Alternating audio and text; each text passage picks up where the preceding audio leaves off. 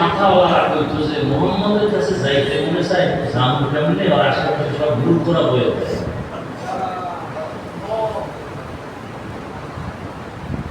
অথচ রহমতের নবী বলেন কিয়ামতের ময়দানে আমি মুহাম্মদ কি চাই, ও দয়াল নবী গরিবী হালাতে আমারে বাঁচাইও,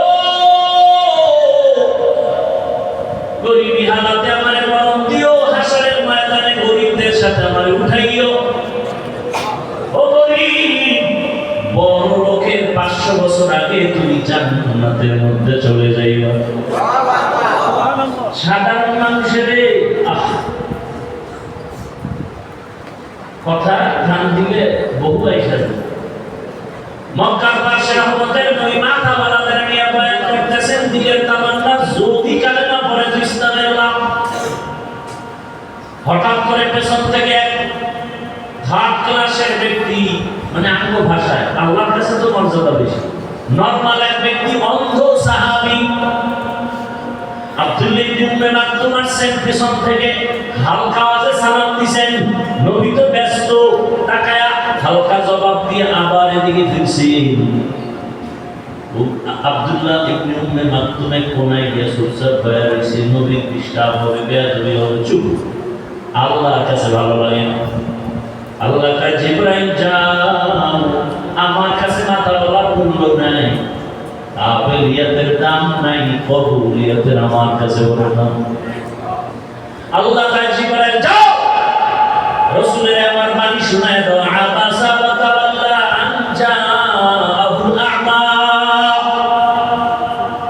ওই মাথাওয়ালার দাম নাই, নবীরে তাড়াতাড়ি বলো ওই অন্ধের দিকে ফিরা তাকাইতে, নজর দিতে। জিবরাইল আসার পরে রহমতের নবী সব বাদ দিয়ে ওদিকে ফিরলেন। এবার অন্তরে এত মহব্বতের নজরে নবী তাকাইছেন, যতদিন বেঁচে ছিল রাসূল নিজের চাদর বিছায়া তাকে বসাইতেন। এটা কাবেলিয়াতের বাহাদুরি না, কবুলিয়াতের বাহাদুরি। মকবুল হে সাজ হে কাবিল তু বহুত হে,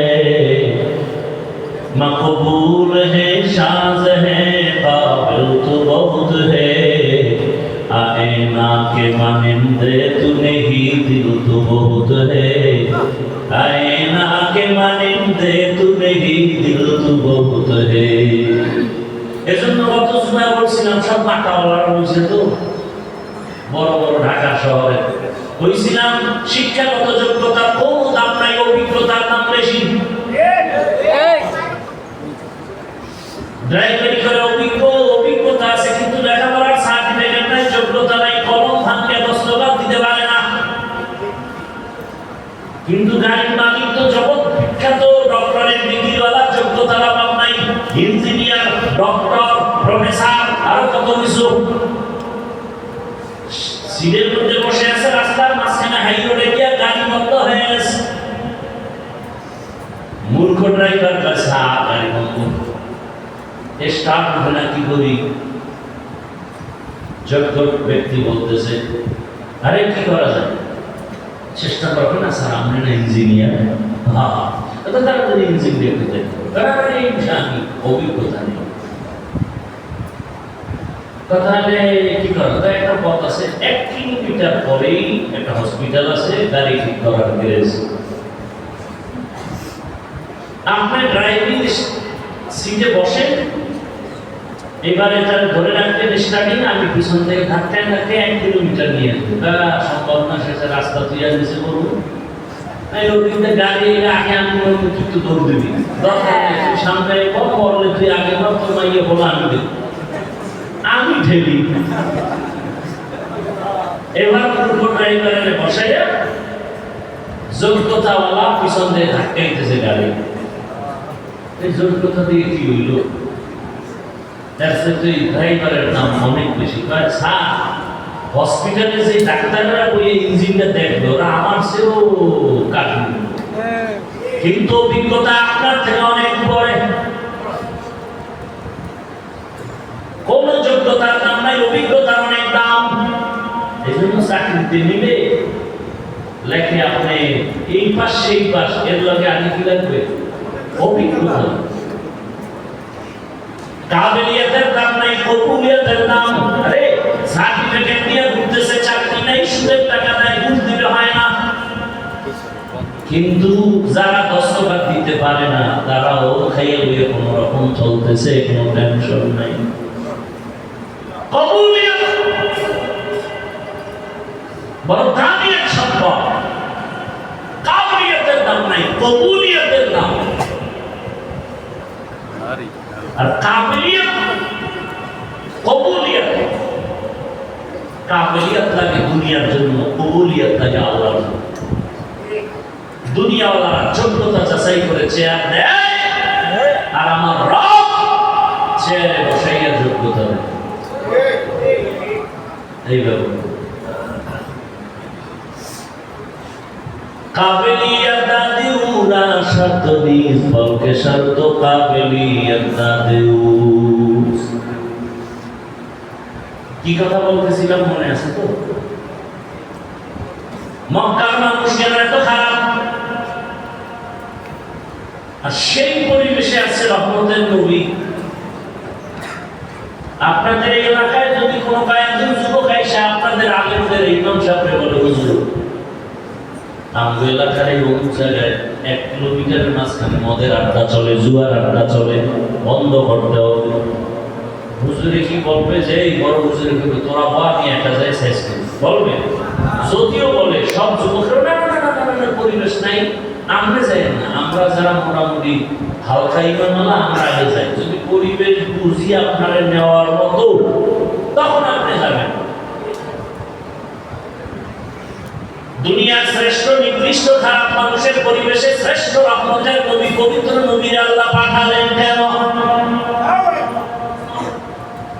কেন বুঝেননি? কেন? এত বড় দামি ঘর, এর পাশের মানুষগুলো খারাপ কেন? এত বড় চরিত্রহীনের মজলিসে পবিত্র রহমতের নবী আসলেন কেন?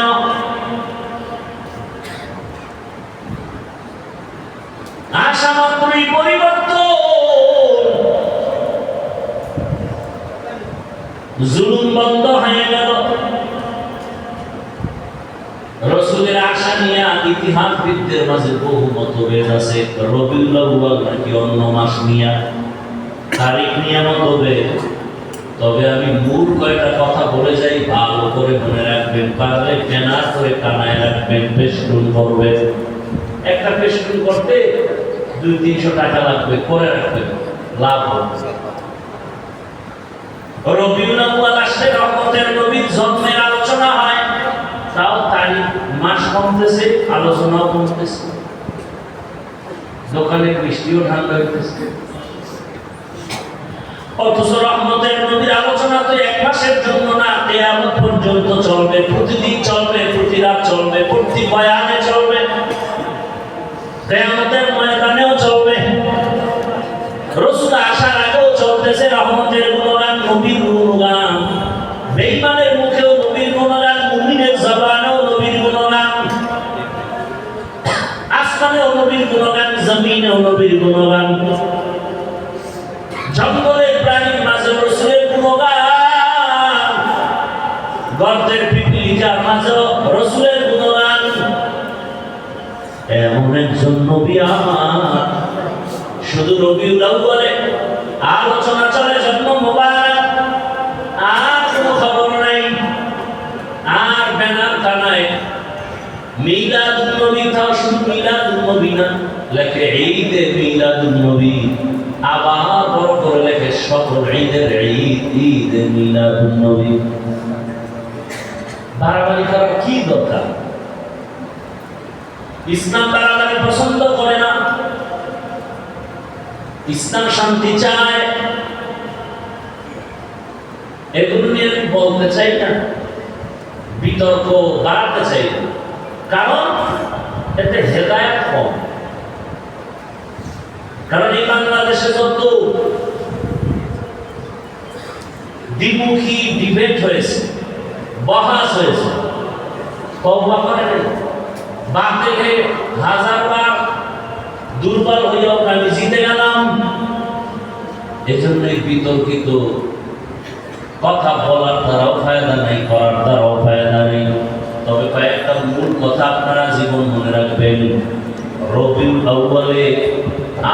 রাসূলের শানের ব্যাপারে কয়েকটা বাক্য ব্যানারে ব্যানারে লেখা দেখতে পাই। রাসূলকে যারা সম্মান করেন এই কথাগুলোকেও সম্মান করতে হবে। রাসূলের সম্মানের ব্যানারে একটা বাক্য দেখি মিলাদুন নবী, আর একটা বাক্য দেখি সিরাতুন নবী, আর একটা বাক্য লেখা দেখি দাওয়াতুন নবী, আর একটা বাক্য লেখা দেখি ওয়াফাতুন নবী। এই যে চারটা বাক্য, মিলাদুন নবী অর্থ আমাদের সুপরিচিত নবী, শ্রেষ্ঠ নবীর জন্ম মোবারক। সিরাতুন নবী অর্থ আমাদের সুপরিচিত নবী, শ্রেষ্ঠ নবীর জীবন আদর্শ। দাওয়াতুন নবী অর্থ আমাদের সুপরিচিত নবী, শ্রেষ্ঠ নবীর তাবলীগ দাওয়াত। ওয়াফাতুন নবী অর্থ আমাদের সুপরিচিত নবী, শ্রেষ্ঠ নবীর ইন্তেকাল। এই যে চারটা শব্দ বা বাক্য বললাম, এই চারটা বাক্য আমার রাসূলের বেলায় ব্যবহার হয়, আর পৃথিবীর কারো বেলায় ব্যবহার করা জায়েজ নাই। মিলাদুন নবী আমার নবীর সম্মানের বাক্য, সিরাতুন নবী আমার নবীর সম্মানের বাক্য, দাওয়াতুন নবী আমার নবীর সম্মানের বাক্য, ওয়াফাতুন নবী আমার নবীর সম্মানের বাক্য। এই চারটা শব্দকে, চারটা বাক্যকে, রাসূলকে যারা সম্মান করবে, এই রাসূলের শানের এই বাক্যকেও সম্মান করতে হবে। যদি কেউ কোনো একটা বাক্যকে বাঁকা নজরে দেখে, ওর ঈমান বাঁকা, ওর আমল বাঁকা, ওর জান্নাত বাঁকা, ওর দুনিয়া বাঁকা, ওর আখিরাত বাঁকা, ওর কপাল পোড়া।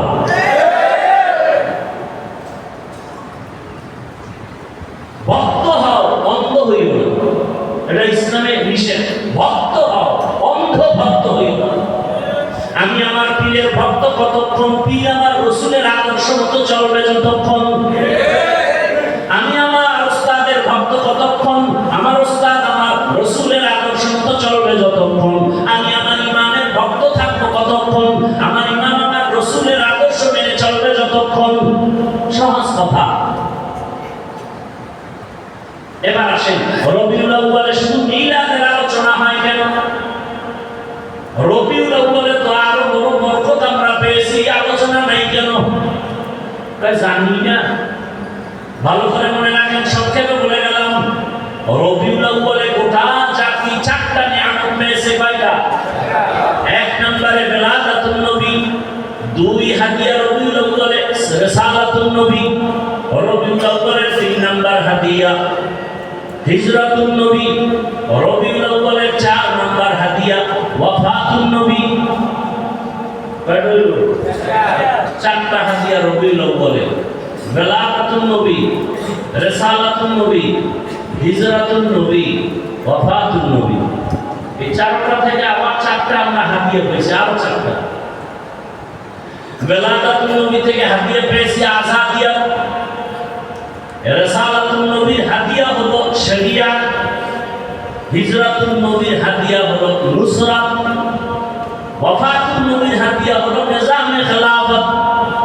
এই চারটা হাদিয়া আলোচনা করবো না ওদিকে। শুধু মিলাদ নিয়ে আলোচনা কেন? রিসালাতের আলোচনা করি, হিজরতের আলোচনা করি, ওয়াফাতের আলোচনা করি। এখান থেকে আমরা কি পাই? সারা জীবন আলোচনা করলে শেষ হবে। অন্ধভক্ত হওয়ার কারণে আমাদের মাঝে দূরত্ব। যারা একজনকে মাথার মুকুট মনে করে, অন্যজনকে বাতের মনে করে, যদি হিংসার কারণে হয়, নফসানিয়তের কারণে, তো কবিরা গুনাহ হবে। রহমতের নবী কি নিয়ে আসছেন? উত্তম আদর্শ। মক্কার নগরীতে নবী আসা মাত্রই পরিবর্তন শুরু হয়ে গেল। নবী আসছেন, এখন জুলুম চলবে না। আবু লাহাব তার দাসীকে মুক্ত করে দিল, স্বাধীন, আজাদিয়া, মুক্ত স্বাধীনতা শুরু হয়ে গেল, জুলুম বন্ধ হয়ে গেল। নবী আসার আগে মক্কা নগরীর মধ্যে চলতেছে, কন্যা পছন্দ করে না, বিধবা নারী পছন্দ করে না। যে বাবার ঘরে কন্যা আসে, বাবা নিজে গলা টিপে মেরে ফেলে, লজ্জায় বাজারে যায় না। নারীদের পছন্দ করে না আরবের মানুষ, বিধবাদের পছন্দ করে না আরবের ওই নষ্ট চরিত্রহীনেরা। রহমতের নবী আছে, এখন তো এই জুলুম চলতে দেওয়া যায় না। এখন তো নবী যখন আসছেন তখন তো অন্যান্য মায়ের গর্ভ বাচ্চা ছিল না, ছিল।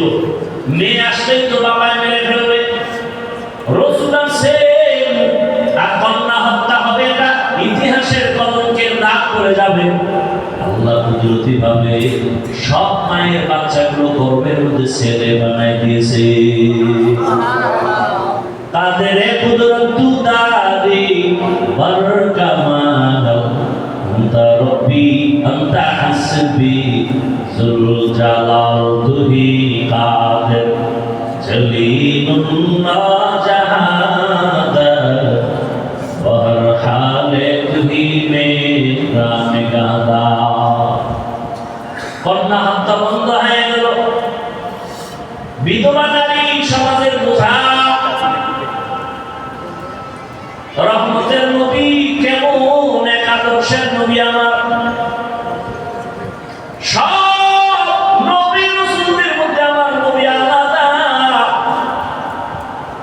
আল্লাহ যেমন এক, মাখলুকাতের মধ্যে আমার রাসূল তেমন এক। আল্লাহ খালেক হিসেবে এক, যার তুলনা নাই। আমার রাসূল মাখলুকাতের মধ্যে এক, এমন দামি যার কোনো তুলনা নাই। আল্লাহ খালেক এমন দামি যার জীবনে মিথ্যা নাই। মাখলুকাতের মধ্যে রাসূল এমন দামি যার জীবনে কোনো মিথ্যা নাই। আছে? আমার আল্লাহ খালেক হিসাবে এতটাই শ্রেষ্ঠ, যার জীবনে গালাগালি নাই। আমার আল্লাহ গালি নাই। মাখলুকাতের মধ্যে আমার রাসূল এমন দামি যার জীবনে একটা গালি নাই। কেমন আমার নবী, আল্লাহ তো তার স্পেশাল করে বানাইছেন। তার মেধাটাও তো সারা দুনিয়ার থেকে আলাদা। সেই নবীর 25 বছরের যৌবন শক্তিটা কেমন। সেই সময় আল্লাহ পাকের আইন হয়ে গেল, রাসূলের ভরা যৌবন 25 বছরের বিবাহের পা রাখলেন।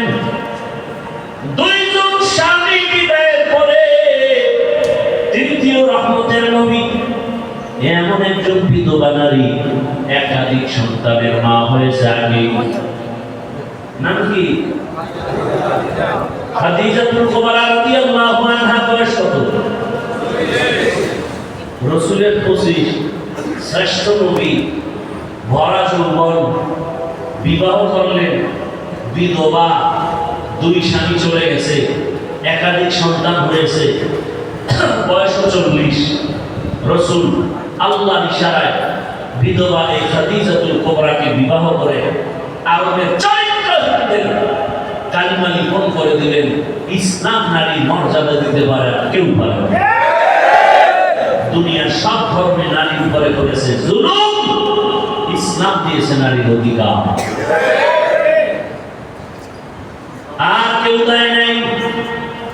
আর আমাদের দেশে মিছিল নামে আম্মা জানেরা অধিকার আদায়ের জন্য ইসলাম অধিকার দেয় নাই।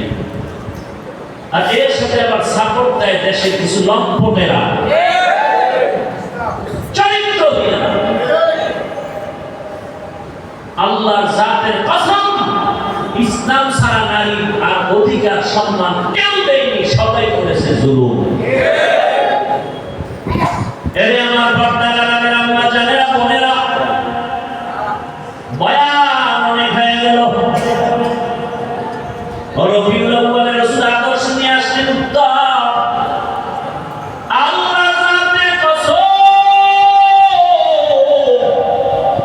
ফেনীর মুসলমানেরা ব্যানার টানায় লাগাও, বাজারে বাজারে লাগাও, 500 টাকা করে ব্যয় করে লাগাও, পুরো ফেনীটারে ব্যানার দিয়ে টানাও, বেশকিন লাগাও, আর বলো দুনিয়ার সকলের আদর্শগুলো না পা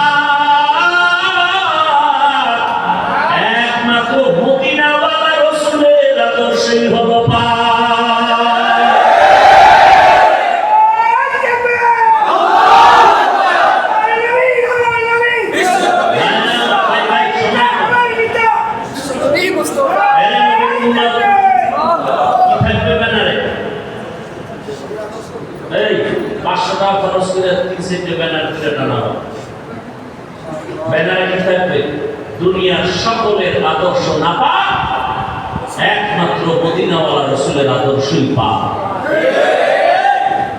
এই কথার সাথে আরো কথা মনে রাখো, আল্লাহর কসম একবার, আল্লাহর কসম দুইবার, আল্লাহর কসম তিনবার, হাজারবার, কোটিবার, যতক্ষণ পর্যন্ত রাসূলের আদর্শ জমিনে কায়েম না হবে ততদিন পর্যন্ত জমিনের মানুষ শান্তি পাবে না, পাবে না, পাবে না।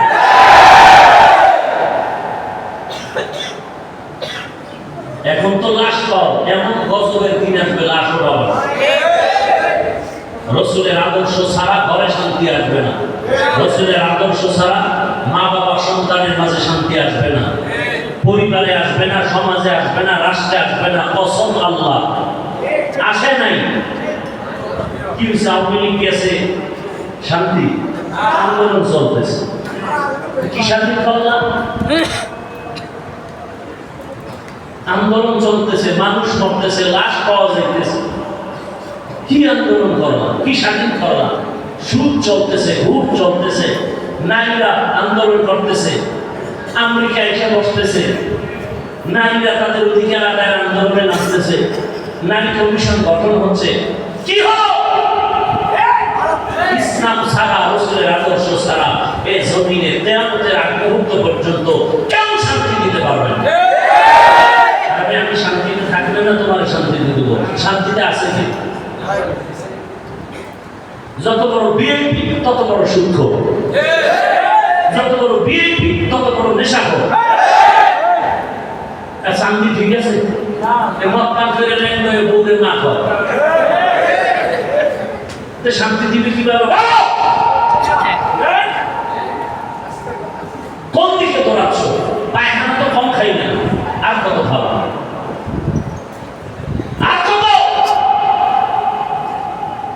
আব্রাহাম লিঙ্কনের আদর্শ, মাও সেতুংয়ের আদর্শ, লেনিনের আদর্শ, কার্ল মার্ক্সের আদর্শ, দুনিয়ার সব আদর্শ না পাওয়া। যদি কেউ প্রমাণ দিতে পারো পাক, আল্লাহর কসম মসজিদ সাক্ষী, আমি রাসূলেরটা বাদ দিয়ে তারটা নিব। একজনের দলিল প্রমাণ দিয়ে আমাকে বুঝাও যে হুজুর হাফিজ ভাই নবীজির আদর্শ থেকে জিয়াউর রহমান সাহেবের আদর্শ আরো ভালো, নবীজির আদর্শ থেকে শেখ মুজিবুর রহমান সাহেবের আদর্শ আরো ভালো। যদি প্রমাণ দিতে পারো, আমি নবীটা বাদ দিয়ে সেটা নিব। তারপর কলিজা আছে, না পারলে ব্যানার বানাও, লেখো দুনিয়ার সবার আদর্শ না পাক, রাসূলের আদর্শ পাক।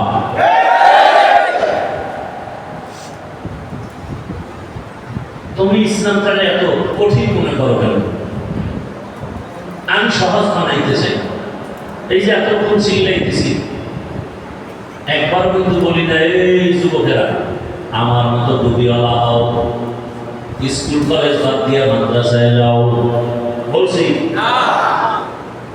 একবার বলি না তাবলীগে যাও, পীরের কাছে যাও। বরং আমি তোমাদের শেষ কথাটা বলে যাই, ভালো করে মনে রাখবা যুবক বাবারা, স্কুল ছাড়বা না, কলেজ ছাড়বা না, চাকরি ছাড়বা না, ব্যবসা ছাড়বা না। দোয়া করে যাই, দোয়া।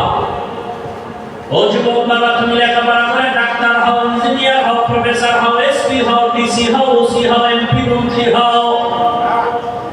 ওবে আমার অনুরোধ, তুমি বেয়াদব হইবা না। বেয়াদব যদি হও তো মরার আগে জীবন ধ্বংস হয়ে যাবে, মরবি না, কিন্তু বিছানায় পড়ে বন্ধু হয়ে যাবি, ধুকে ধুকে মরবি। এখন বলতে পারো হাফিজ ভাই ডাক্তার হবো, ইঞ্জিনিয়ার হবো, বেয়াদব হবো না, কথার ব্যাখ্যা কি? ব্যাখ্যা হলো তিন জায়গায় বেয়াদবি করবা না, খোদার কসম করলেই মরার আগে গজব নেমে আসবে। এক নাম্বার জায়গা মা বাবা, বেয়াদবি করলেই জীবন ধ্বংস। দ্বিতীয় জায়গা শিক্ষক, শিক্ষকের সাথে যদি বেয়াদবি করার বর্তমান তোর কপালে লেগে যায়, লেখাপড়ার জিন্দেগি করবা। তিন নাম্বার জায়গা ওলামায়ে কেরাম, মুরব্বি, এদের সাথে যদি বনিয়া বেয়াদবি করে ফেলো, চরিত্রের জগৎ থেকে তোমার ধ্বংস নেমে আসবে। ডাক্তার হলেও শান্তি পাবি না, তাসলিমার ইতিহাস তোর দ্বারা রচিত হবে পুরো।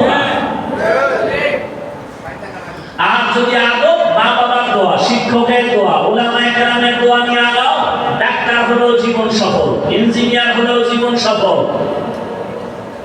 মানুষ তোমাকে মাথায় নিয়ে সম্মান করবে, মরে গেলেও দিল খুলে দোয়া করবে।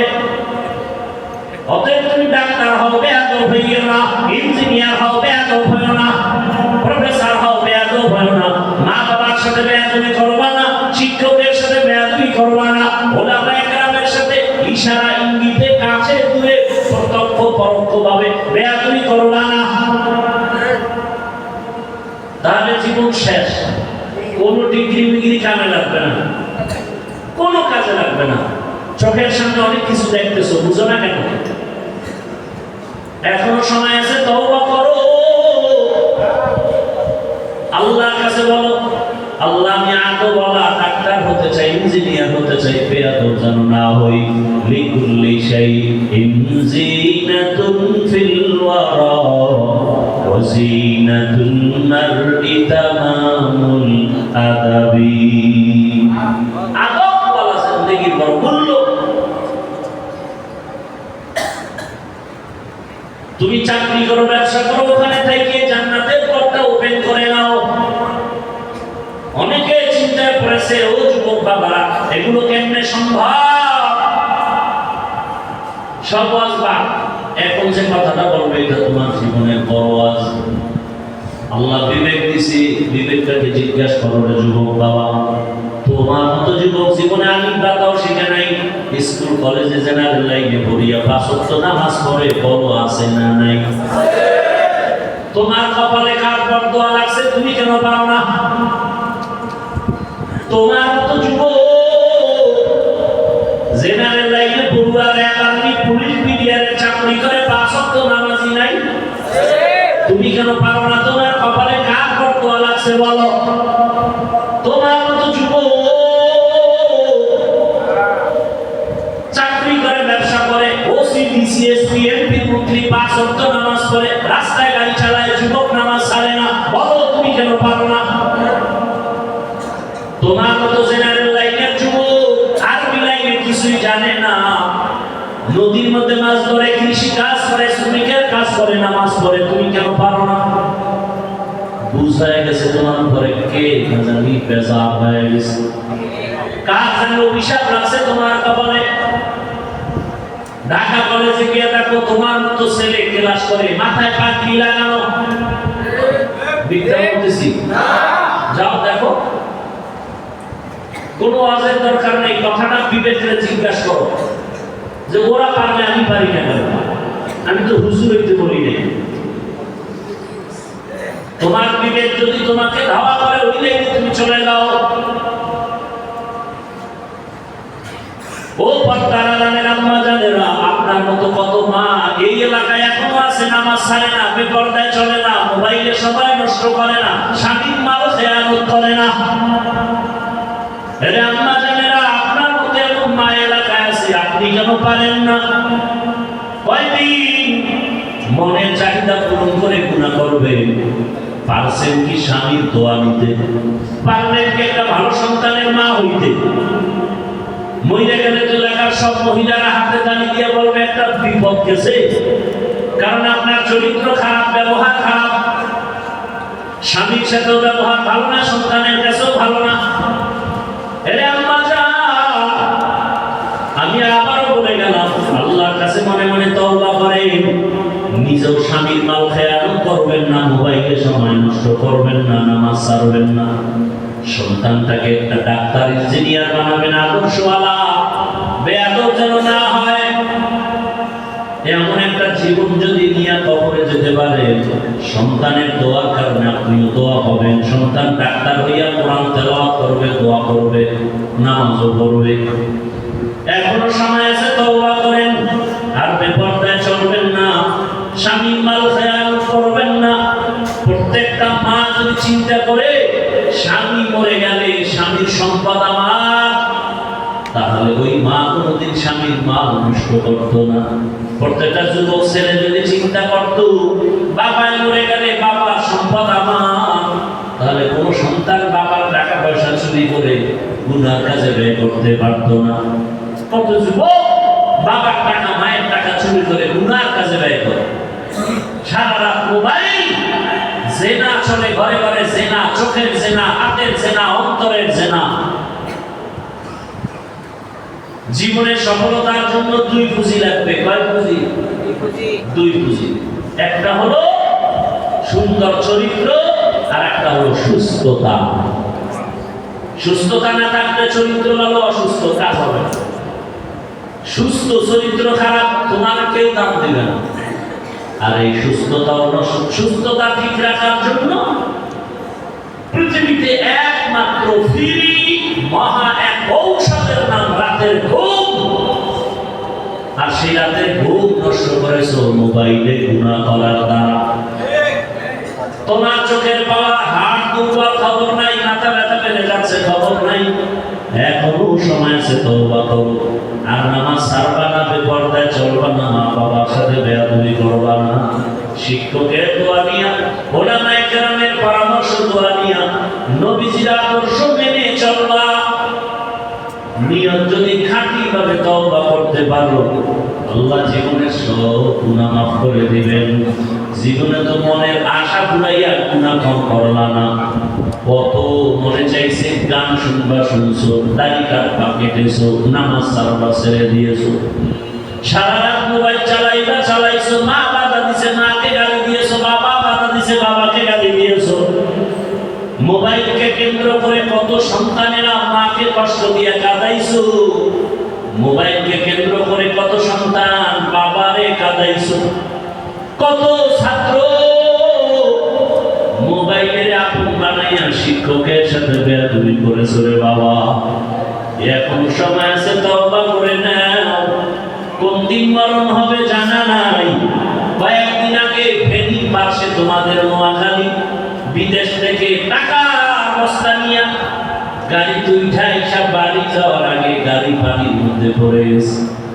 বাচ্চাও মরে গেল, বিবিরও হারাইল, বান্দা বসে বসে কান্নাই করলো। এমন একটা দিন নাই গাড়ির নিচে যুবকের লাশ নাই। এমন একটা দিন নাই পানির মধ্যে লাশ দেখি না। এমন একটা দিন নাই ঘুমের বিছানায় লাশ পাওয়া যায় না। আর যত মরণের খবর শুনি, বেশিরভাগ কয়দিন আমার যৌবনের বাহাদুরি করবারে বাবা। আল্লাহর কাছে তওবা করো। জীবনে তো গুনাহ কম করো নাই, এখন কি ফিরবা না? আল্লাহর কাছে কি ধরা দিবা না? কবরের বিছানায় কি যাবা না? এখনো কি তওবা করবা না? যুবক বাবা, নিজের দিকে তাকাইয়া দেখো। এই প্যান্ডেলে এমন একজন আল্লাহর বান্দা বুকে হাত রাখিয়া বলতে পারবে কিনা আমার সন্দেহ। একজন বান্দা বলতে পারবে কিনা যে হাফিজ ভাই, আমি চরিত্র ভালো, আমার মোবাইলের কারণে চোখ না পাক, জিহ্বা না পাক, অন্তর না পাক, মোবাইলের কারণে চরিত্র দুর্বল। আরে আমি মাওলানা, হ্যাঁ মাওলানা হতে পারি, কিন্তু মানুষ হতে পারি নাই।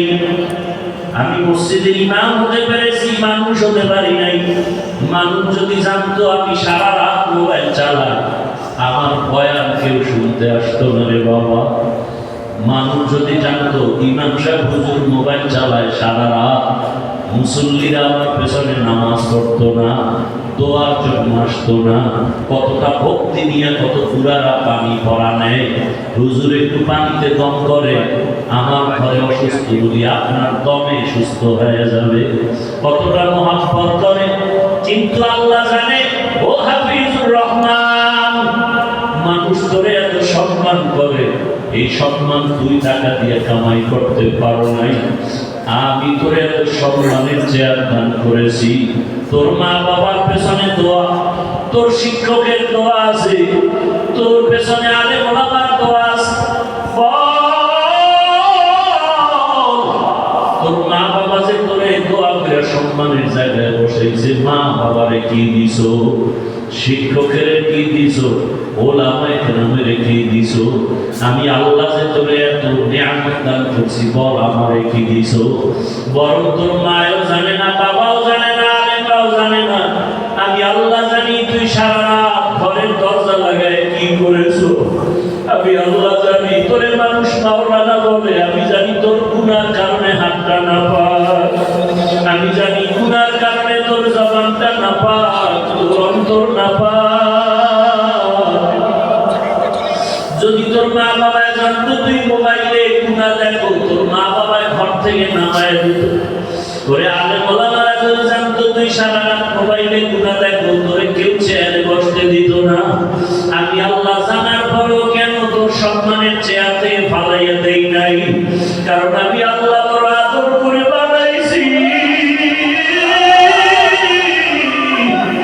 আমি আল্লাহ চাই না তুই জাহান্নামের আগুনে জ্বলবি। আমি আল্লাহ চাই তুই তওবার দরজায় আয়। আমি আল্লাহ তোরে ডাকতেছি বান্দা, ওরে তুই শয়তানের ধোঁকায় গুনাহ করে ফেলেছ, তওবা কর। নিজে বড় মনে করিস না, অহংকারী দূর কর, হিংসা দূর কর, হাসাদ দূর কর, রিয়া দূর কর। মাথাটা নত করে আমারে ডাক দিয়া বল, মালিক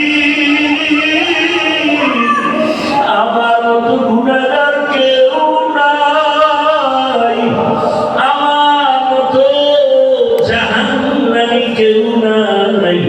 ও আল্লাহ, গুনার কারণে তুমি বেজার হইও না, গুনার কারণে তুমি সম্মানের জায়গা থেকে ফলাইয়া দিও না। ও আমার যুবক বাবারা, মা বোনেরা, বৃদ্ধ বাবাজিরা, ছাত্র বাবারা, মনে বুঝাও কোনদিন কোন কথা বলিয়া মা বাবারে কষ্ট দিয়া কাটাইছো, কোন কথা দিয়া শিক্ষকের সাথে বেয়াদবি করেছো রে বাবা। সময় পাইলে গোপনে যাইলে ক্ষমা চাইও।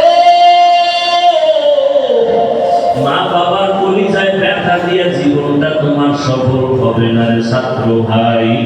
ও সন্তানেরা, শিক্ষকের কষ্ট দিয়া জীবন সফল হবে না। আলেম ওলামারে কষ্ট দিলে তোমার জীবনে সফলতা আসবে না।